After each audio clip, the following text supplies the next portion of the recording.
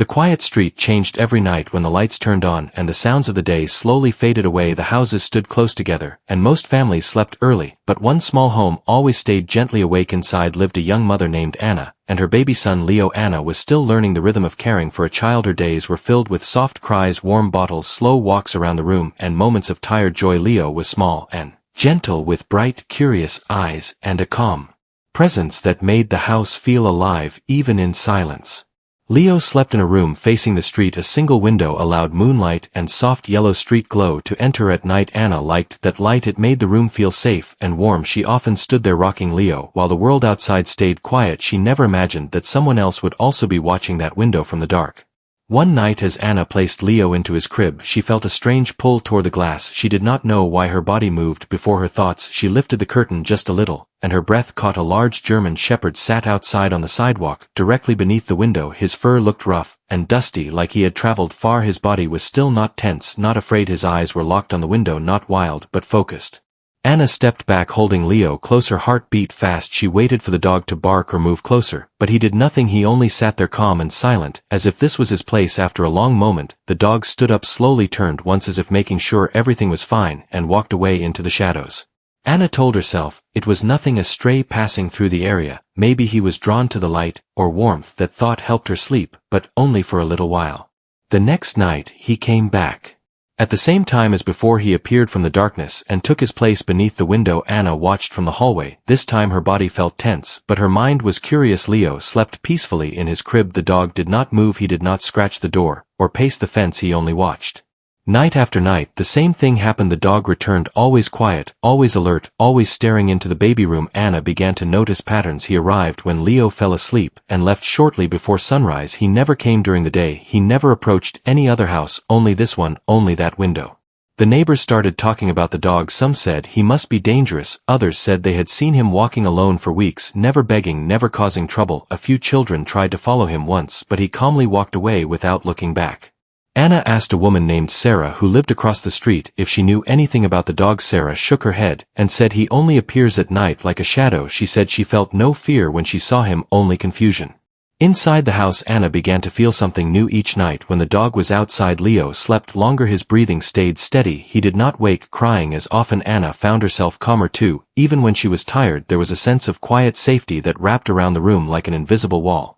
One night Leo woke suddenly and began to fuss. Anna hurried into the room and gently lifted him before she could soothe him. A loud noise echoed from down the street. A car door slammed hard, followed by voices raised in anger. Anna froze. Her body tightened as she held Leo close. Outside, the German shepherd stood up. His body changed in an instant. His ears lifted, his muscles tensed, and his eyes turned toward the sound. He placed himself closer to the fence, directly under the window, as if putting his body between the noise and the baby. The voices faded. The car drove away, and the dog slowly sat back down. Leo stopped crying. Anna felt tears rise to her eyes without knowing why. Something deep inside her shifted. Fear slowly gave way to understanding. This dog was not watching with hunger or threat. He was watching with purpose. The next morning, Anna stood by the window and looked down at the sidewalk. Paw prints were visible in the dust beneath the window. They were always there, every morning, leading away into the street, never toward the door. She began to wonder if the dog had once been part of a family. Maybe he had protected someone small before. Maybe he remembered something that tied him to this place. That evening, Anna placed a small bowl of water near the fence. Before nightfall, she watched from inside. As darkness came, the dog appeared. As always, he paused when he saw the bowl. He looked up at the window, and then back at the water. He did not drink. He walked to his usual spot, and sat down, eyes fixed on Leo room again. Anna felt her chest tighten. She whispered softly to herself, as if the dog could hear her through the glass, "Thank you." For the first time, she felt no fear, only a growing need to understand. The dog stayed until morning, once again guarding, watching, listening. And Anna knew this was only the beginning. The second week passed, and the dog continued his silent visits every night. Anna no longer closed the curtain fully. She left a small gap so she could see him without being seen. Her fear had softened into concern and curiosity. She studied his movements carefully. He never slept deeply. His head lifted at every sound. His body always faced the baby window, as if nothing else in the world mattered. During the day, Anna found herself thinking about him while feeding Leo, while cleaning the small kitchen, while walking back and forth with the stroller inside the house. She wondered where the dog went after sunrise. She wondered if he had food, if he was cold, if someone had once loved him. One morning Anna spoke to Mark again. He stood outside watering his plants and nodded when she mentioned the dog. Mark said he had tried to leave food out once, but the dog never touched it until the house lights were off. He said the dog behaved like one trained for duty, not like a lost animal wandering without purpose. That word duty stayed with Anna all day. That evening Anna made a decision. She waited until Leo was asleep and the house was quiet. She put on a warm coat and stepped outside for the first time since the dog had appeared. The night air was cool, and still the streetlight hummed softly above her. The dog was already there, sitting in his usual place. He noticed her instantly. His ears lifted and his body became alert, but he did not move closer or run away. His eyes stayed on Anna, calm and watchful. Anna stopped several steps away. Her heart beat fast, but she did not turn back. She spoke softly, as if speaking to a frightened child. "Hello," she said quietly. The dog did not respond, but his head tilted slightly. He studied her face, then looked toward the window, then back at her. "I will not hurt you," Anna whispered. "I just want to understand." She slowly placed a bowl of food on the ground near the fence and stepped back. The dog stood, but did not approach the food. Instead he walked a few steps toward Anna, stopped, and sat again. He was closer now, close enough that Anna could see a faint scar along his neck and the tired lines around his eyes. "You are protecting him, aren't you?" she said, her voice shaking. At the sound of her words, the dog looked back at the window again. His body leaned toward it just slightly, then he sat still. Anna felt tears in her eyes. This was no stray, this was a guardian.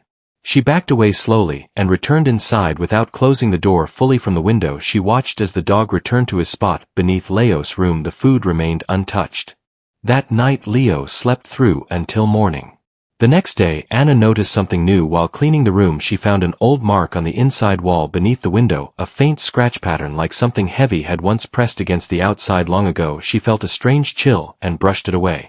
She decided to ask the previous owner of the house if possible. After some calls she found an elderly woman named Ruth who had lived there years before Anna visited her with Leo bundled close. Ruth listened quietly as Anna described the dog and the nightly visits. Ruth closed her eyes and nodded slowly. She said years ago a family lived there with a baby boy. They owned a German Shepherd trained for protection. She said the dog never left the child's side day or night, rain or sun. Then Ruth paused. Her voice grew heavy. She said one night there was an accident, a fire in the neighboring house, panic, smoke, and chaos. The family moved away soon after. The dog disappeared that same week. Anna felt her breath catch. She asked what happened to the baby. Ruth looked at Leo and smiled softly. The baby survived, she said, thanks to the dog. Anna returned home shaken. Her mind replayed the story again and again. That night when the dog appeared, Anna opened the door quietly and stepped outside again. She did not speak this time. She simply sat on the steps holding a blanket. The dog turned his head toward her and slowly walked closer. He stopped a short distance away and lay down facing the window. Anna wrapped the blanket around herself and waited. Minutes passed in silence. Then she whispered, "He is safe now." The dog lifted his head and looked at her. His eyes reflected the streetlight and something else, something like relief. That night for the first time the dog rested his head on his paws and closed his eyes for a few moments, still alert but no longer tense. Anna cried silently watching him. The bond between them had formed without touch, without sound, without fear. And the reason for his watch was finally becoming clear. The nights after Anna learned the truth felt different. The silence outside no longer frightened her. It felt shared, like an unspoken promise between the woman inside the house and the dog beneath the window. There was now understanding. Leo continued to sleep peacefully, and the dog continued to return every night as faithful as before, but something inside him had softened. Anna began to leave the door slightly open each night, not wide enough to invite cold air, but enough to show trust. The dog noticed. He would glance toward the door, and then back to the window, always choosing his place of watch first. His duty still came before comfort. During the day Anna searched for more answers. She wanted to know everything about the family who lived there before, about the baby the dog had once guarded. She returned to Ruth, who shared small details piece by piece. Ruth said the dog name had been Max. He had been trained carefully with patience and love. He followed simple rules: protect, stay alert, never leave the child alone. Ruth said after the fire the family moved far away. They believed Max had run off during the chaos. They searched for him for days, but never found him. They had no idea he might have stayed right where his duty began. Anna returned home with her heart heavy and full. At the same time that evening she stood by the window holding Leo. She spoke softly, telling him a story, not one with words, but one with feeling. She told him he was safe. She told him he was protected. Outside Max listened. That night something changed. A soft sound came from the street, a slow step followed by another. Anna looked out, and saw a stranger walking past the house. The man moved without purpose and glanced around too often. Max rose instantly. His body became firm and strong. His eyes locked onto the stranger. He stood tall between the sidewalk and the window. The stranger hesitated, then continued walking without looking back. Max remained standing until the sound faded, then he slowly returned to his place and sat again. Leo never stirred. Anna felt tears fall freely. Now she understood fully. This dog was not trapped by the past. He was choosing to stay. He was choosing to protect. The following morning, Anna made another decision. She placed a note on the fence explaining gently that the dog was peaceful and should not be disturbed. She spoke to neighbors, asking them to give him space. Most agreed. Others watched quietly from their windows as they too began to understand. Days passed, then weeks. Max grew thinner, but never weak. Anna worried about his strength. She tried again with food, placing it closer to the window. This time she whispered to him that Leo was safe during the day. She promised she would watch while the sun was up. One night Max approached the bowl slowly. He paused, looked up at the window, and then at Anna, who stood quietly inside. She nodded softly. Max ate for the first time while still keeping his body angled toward the window. It felt like trust settling into place. Soon Anna noticed Max sleeping for longer moments. His breathing deepened. His head rested fully on the ground. He still woke at every sound, but the edge of constant tension was fading. He was no longer alone in his duty. Anna spoke to a local shelter about Max. She explained everything carefully. She did not want him taken away. She wanted help. She wanted someone to check his health without breaking his bond.